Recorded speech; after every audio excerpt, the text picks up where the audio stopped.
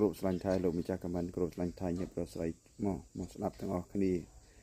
បាទព្រោះរឿងទាំងអស់នេះជារឿងកម្រខ្ញុំលើករឿងពីបុរាណមុនពីបុរាណមកនិយាយប្រាប់បើកូនចៅចង់ស្ដាប់ណារឿងហ្នឹងមកស្ដាប់ទាំងអស់គ្នាចាមុនស្នេហ៍ដំរីនិងត្រីស្ពីនជាមុនខ្មែរដ៏ពេញនិយមដែលគេប្រើសម្រាប់តាក់ទាញស្នេហានៃញាតិប្រុសស្រីទោះបីជាមានសុទ្ធសឹងតែជាការជឿជាក់ផ្នែកវិញ្ញាណក៏ដោយបើយោងតាមទំនុកច្រៀងបុរាណយើងនិងជំនឿប្រជាជនបែបផែននៃមុនទាំងពីរនេះមានភាពខុសគ្នាដោយខាងក្រោមនេះណាញាតិប្រុសស្រីមុនដំរីជាមុនមានអំណាចខ្លាំង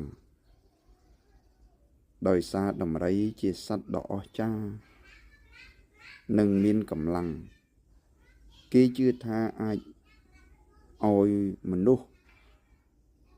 គេចូលចិត្តឬក៏ស្រឡាញ់យ៉ាងរហ័សប៉ុន្តែបើមិនប្រុងប្រយ័ត្នអាចនាំឲ្យមានផលវិបាកវិញបានក្នុងចំណុចនេះខ្ញុំនិយាយរឿយនិយាយប្រាប់រឿយអំពីបញ្ហាផលវិបាកនៃមុនដំរីឧស្សាហ៍ប្រើនៅក្នុងករណីចង់ឲ្យអ្នកណាម្នាក់គិតឃើញនិងចង់ស្នេហ៍យ៉ាងខ្លាំងជាមួយនឹងយើងចំណែកឯមុនត្រីពីបុរាណគេមកហៅត្រីឆ្ពិនទេគេហៅត្រីឆ្ពឺឈរចង្ពោចពោស្អីឆ្ពឺត្រីឆ្ពឺជាមុនស្នេហ៍ដែលផ្ដោតលើភាពតាក់ទាញផ្លូវភេទនិងភាពស្និទ្ធស្នាលវាខុសគ្នាអញ្ចឹងត្រូវតែជឿថាធ្វើឲ្យមនុស្សម្នាក់ពិបាកបោះបង់អ្នក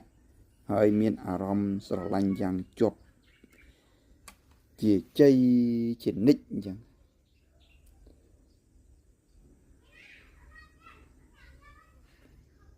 ញាតិសួរថា